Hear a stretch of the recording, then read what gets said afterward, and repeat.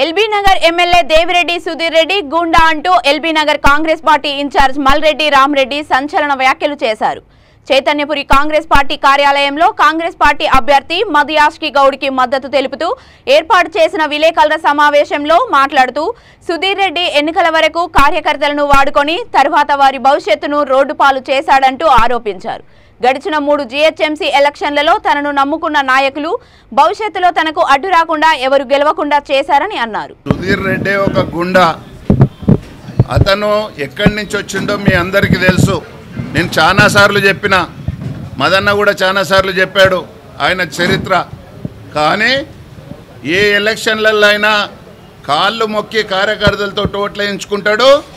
ఓట్లు వేయించుకున్న తెల్లారే మరి వాళ్ళని కార్యకర్తలను తొక్కి ఇప్పటికీ ఒక 3 సార్లు జిహెచ్ఎంసీ ఎన్నికలు జరిగితే ఒక్క కార్పొరేటర్ను కూడా గెలవకుండా మరి ఆయన కుట్రలు కుతంత్రాలు చేసి కార్యకర్తలకు అన్యాయం చేసిన వ్యక్తి. మరి ఈరోజు కార్యకర్తలందరూ ఆయన పార్టీలో ఉండి ఆయన వెనకాల తిరిగే వాళ్ళు కూడా ఆయనను బొంద పెట్టడానికి తయారు ఉన్నారు. అందుకనే ఆయనకు కార్యకర్తల మీద నమ్మకం లేదు, లీడర్ల మీద నమ్మకం లేదు. ఓన్లీ గంజాయి బ్యాచ్ను పెట్టుకొని ఈ ఎల్బీ నగర్ నియోజకవర్గంలో తిరుగుతున్నాడు. ఆయనకు తగిన సమయంలో తగిన బుద్ధి చెప్పబోతున్నాం.